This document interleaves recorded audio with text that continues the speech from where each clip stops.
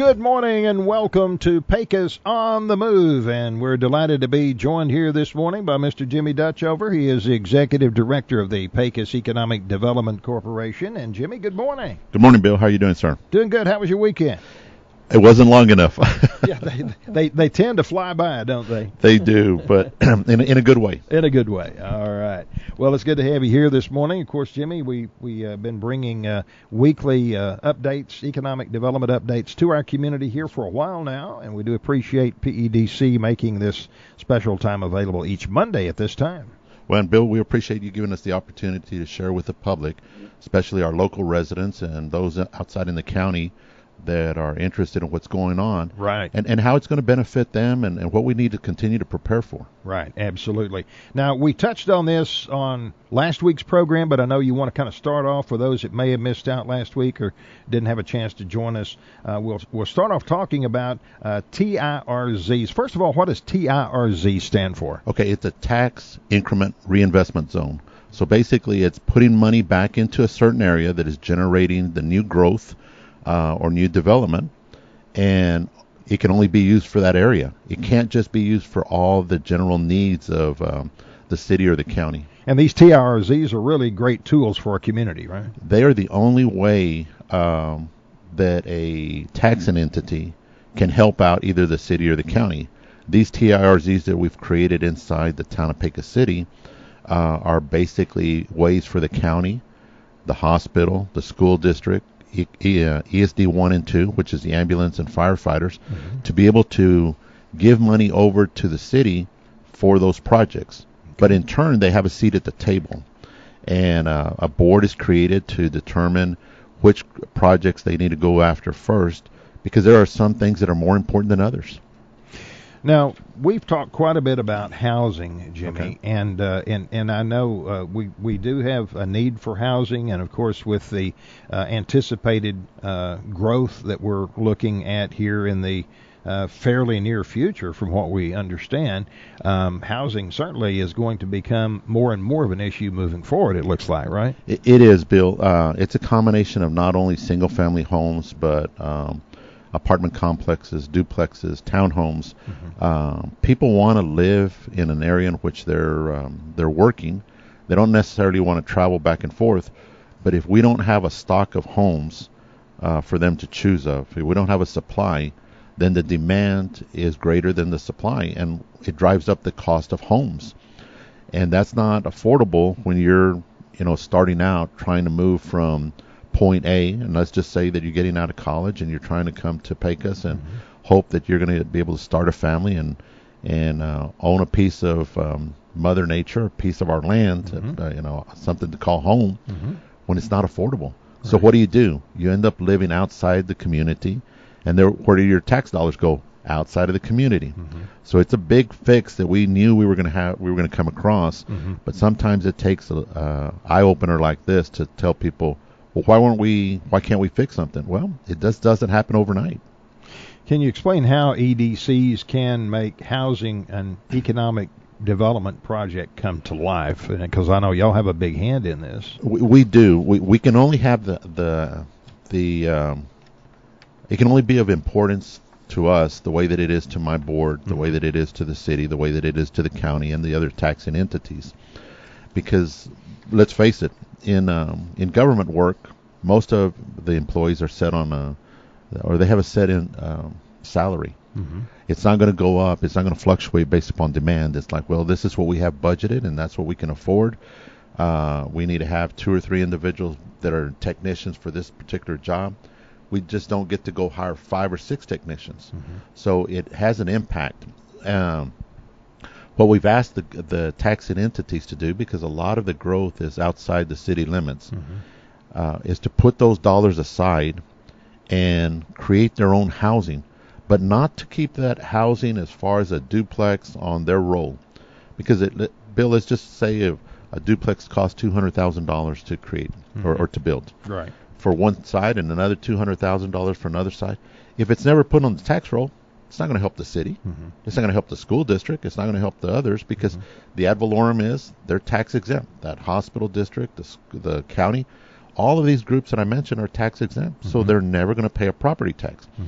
You want to create housing and then get out of the business, sell it. And that is what economic development corporations can do. And they can even do it more effectively if they have the support of the housing authority, which is also an entity of the cities usually. So going hand in hand, the county, the city, the hospital district, the school district working together, and then having the economic development corporation as one of the main components, and the housing authority is one of the main components, then you can start to provide affordable housing. But if it's just, let's see what the commercial realtors are going to build or the private sector is going to build. Well, if you build it for the hospital district and a doctor, and then all of a sudden here comes an engineer that's going to go work at Chevron or Core Scientific, they'll outbid them. Right. So you're looking really at kind of creating 3 different housing categories, right? We do, Bill. Of course, you need single-family homes. Then right beside it, you need those duplexes and townhomes that you can own. And then the other is that you need to have the apartments that you can rent so that you can get into the duplex and townhome, or that you can get into the single-family homes. Go back and think about when we were younger. You know, I remember starting my career out with my wife and my child, or Dina, because we didn't have our son yet, and we lived in an apartment. And we weren't ready to buy because we didn't know if we were ready to be committed to that community yet. Right. It's not until you decide that you're ready that you're willing to put down those dollars, so that big down payment, the insurance, pay the property taxes, make sure that the schools are what you want for your kids. So it's one domino hitting another one and another one and another one till you have that quality of life and you're comfortable in the community that you're in. All right. But there's essential worker housing, there's workforce housing, and then, of course, market rate housing, right? And those right now, depending upon the way that you listed them, Bill, they're still very expensive to live in Pecos, Texas. And workforce, it doesn't do us any good if we have 10,000 people living in our surrounding areas and all their paycheck is going back home to wherever their spouse is and wherever their kids are going to school. Right. We have to find a way to encourage them to want to be here in Pecos. Right. And those individuals are the ones that you're wanting. Does a person want a job, or does a person want a career? That's the way we look at it. Now, some of these entities that are looking at building industries here in our community, and we have several projects that are already well under construction. The one that we see, the closest that I see anyway, is on Highway 118, or just south off of 118, out across from the Cyclone in that area out there, off of Tolliver Street, and that's a big project. But once these industries get here and they start hiring, and some of them are already having job fairs or planning job fairs and things like that, and they're actively already hiring. The hope is that these permanent employees they have, of course, they've got a lot of construction workers that are working right now and will be working on some of the future projects, but the permanent jobs that are created by these companies, the hope is that they will buy homes here in our community, and that they will bring their families, they'll raise their families here in Pecos. That's the bottom line, right? That's exactly it. I'm going to tell you that we're almost about a 4-5 year head start on everybody else. But technology is going to drive things at a very fast pace. To your point, Bill, about not only the jobs that are being created right here, but I'm going to give you an example of where Pecos stayed ahead of everyone else. Okay. Let's think of the fact that everybody always wants in their community a super Walmart. Everybody in their community wants an H-E-B. Everybody in their community wants a United Supermarket. Pecos was the first one to get a United Supermarket out of Fort Stockton, out of Andrews, out of Alpine, out of Van Horn, and they recently opened one up in Andrews, but they had one there. It's just a now bigger store. But the Pecos store started in 2020. Right. And we're in 2026. We had a 6-year head start on everybody else. Why? Because of planning. You know, United Supermarket is in Albertsons, and we used to see that truck from El Paso go to Midland, Odessa back to El Paso. And when everybody was saying, we need a competition for La Tienda, and they were all still knocking on the doors at H-E-B and knocking at the doors at Walmart. And who came to the rescue?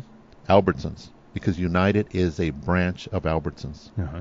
And what did they do? They put one. They saw the supply and demand that was needed here, or the demand, so they provided the supply.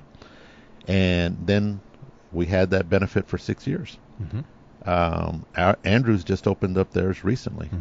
And so you can imagine, just like anything else, the surrounding areas of Andrews they're all going to shop over there in that area. They want the new bling that's going on. Same thing's going to happen over here with these data centers, with these new power plants. The legislation has been very strong-minded about, we're in rural USA. We need to take advantage of the natural gas that is out there, the sparse land. Let's see what we can do to create jobs. And that's the mentality of the state. But when you put these type of plants inside their backyard, they're not as happy. They're like, wait a minute, why should we do that? It's going to mess up the hill country. It's going to mess up the quality of life that we're so accustomed to, the hiking that we can do. Yet over here, we can still enjoy the sunsets, and we can still enjoy the mountain terrain and go hike. So I can understand the legislators' point of view, but we also need for them to remember that, hey, they need to reinvest in our communities out here if they're wanting us to help them with the natural resources that we have. Right, absolutely. And as we see these industries start to come into fruition and they start to operate, and the growth does start to happen and people do start moving in here, retail will follow, and some of these major retailers certainly will most likely start looking seriously at Pecos and coming into our community, right? That is true, but if you don't have the land prepared, you don't have the infrastructure prepared, right. The water, the sewer, the electrical lines, the internet, all the simple streets, curbs, and gutters. Judge Hung and I and the commissioners had been visiting of the improvement that they're going to be making for, I think, almost $10 to $15 million to improve some of the outlets in areas in which the county's doing their projects. And then, Bill, that will create the commercial and retail for that area. But you know who's stepping up to the plate in a very important way is the school district.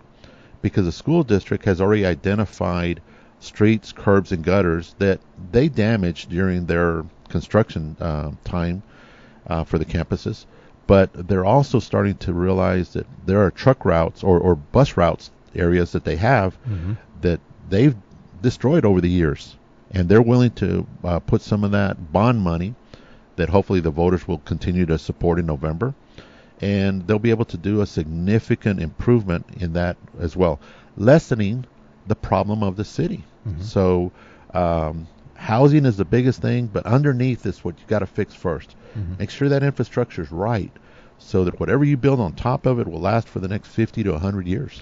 You mentioned the county and their projects, and of course the one that came to mind was the Lincoln Street East project, and that's primarily a county project, right? It is. Most of it is inside the county property.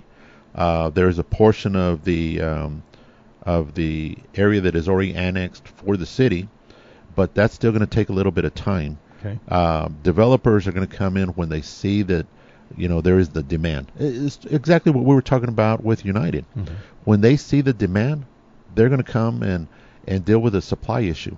And that's what we're hoping will happen with Lincoln East and Lincoln West. Do you still get a lot of inquiries from potential retail investors in our community? I do, Bill. It seems like Lila and Heather are taking calls, all the time.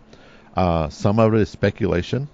Some are people that we've been working with for the last year and a half, if not longer. They're interested. They're ready to go. But again, we have to make sure that what is underneath the land for the sewage, for the water, for the infrastructure, for lighting is all taken care of. Or we put that burden on the developer, and then the developer says, well, it's too expensive. We can't go there. We have to make it affordable for them to want to come in. And then right when they come in, it goes back to one of those discussions that we had last week, the incentives. Well, what are you going to pay me to come? Well, why? Why should we pay you to anything? We need to take care of our taxpayers. We need to make sure that their property values are right up there, but the taxes that they're paying on those values is less because they've been here longer. And you're barely coming to the door and you want us to give you more. We'll give it to you based on the supply and demand and what services you're going to provide. We all want eateries. And I don't think the city or the county or the hospital district or even the Economic Development Corporation is going to say no once we get those established eateries. But we want those top tier eateries, so number 1 and 2s, not the 3s, 4s, and 5s. But again, infrastructure is so important. It is, and it's not cheap, Bill. And the longer that we wait, the more expensive it becomes. I've had a chance to visit, of course, with our previous city manager, Mr. Lino, and of course with Nicole Farini, who is the interim city manager. And both of them understand it. It's a matter of getting all the elected officials who are the decision makers to understand what we're trying to do. You're not ever going to make everybody happy, but at the same time, we have to have things for people to do once they get here. If not, the recruitment of all this workforce, the Wadzilla that you and I were talking before we got on the air, they're looking for 30 employees right now. Chevron is looking for another set of employees that we're working out the details with the local school district and with the junior colleges and with the universities. There's just more and more to come, Bill. And, you know, back to housing and in regards to these industries. Now, explain, if you will, because some of these industries, part of their deal in coming into our community is to provide some housing. Is that correct? Bill, I have to give kudos to Commissioner Hinojos. He and I had spoken about this for years and years. And the attorney for the county had said, you can never make anybody build homes that are coming into your community. And we said, okay, watch us. And so part of the abatement packages that were put up for the city and the county and the hospital district, ESD 1 and 2, the school district wasn't allowed to participate in this project. But they had to fill 120,000 square feet of single-family housing. Okay. And your home, yours and Paula's, is in part of that subdivision. Right. Think back to the number of years that it was vacant, and no one wanted to come in and develop it. And now all the structures that are going up right beside you. You know, your neighbors are going to be your neighbors, Bill. It's not going to be the empty lot anymore. That's right. Yeah. And then all of this is being done not with any dollars of the Economic Development Corporation. Instead, it was just great negotiation on our part, and then the entities bought into it. So we are proud of those entities. I think there needs to be a balance with abatements that come in. But the first group that came in, they were given the top one. And Councilman Graham brought up a question the other day, or not a question, but a statement. He said, you know, Jimmy, that's what we've told people, that we don't have to give abatements.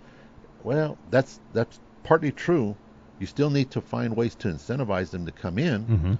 But if they're going to create the housing and help us with the biggest problem that we have, you know, those are the groups you want to incentivize. Will there be other similar agreements with future industries that are looking at coming in and providing housing? It all goes back to the way that we negotiate the entities. All right.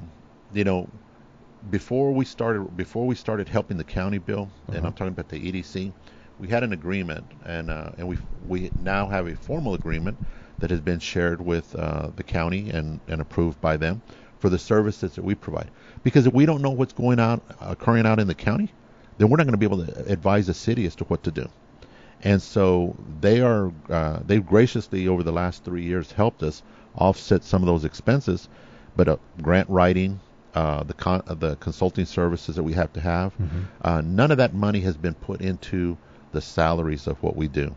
It's always been trying to find ways to help the county deliver the message to the city officials so that they know what we're trying to do and the projects. But I think as long as we can, we're going to keep on pushing people to fill our housing void or do the best job we possibly can, whether it's with apartments or hotels that they're going to lease out to these data center groups.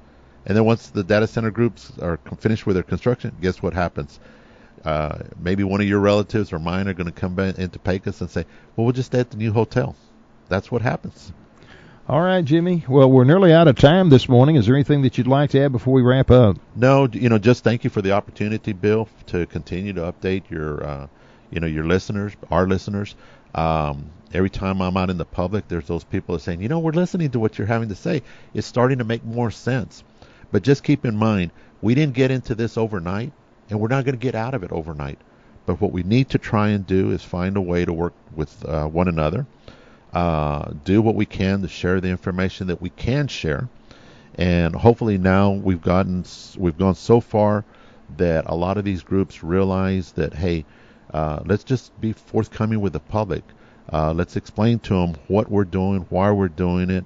At the end of the day, they're 4 or 5 years ahead of everybody anyway if they're coming to Reeves County and Pecos, Texas. All right. And we do want to thank Lila Gonzalez. She's Executive Assistant at the PEDC and Office Manager, and she's doing the video duties this morning, so you can see a video of this interview on the PEDC website. That is correct. They update them on Friday, Bill, so it takes a little bit of time to splice them together, put it together, but at the end of the day, they've done a great job, and it's a great tool not only for the locals, but also for our prospective clients that are wanting to come into this area. All right, very good. Well, we want to thank you for your time, and we'll look forward to visiting with you again next Monday. All right.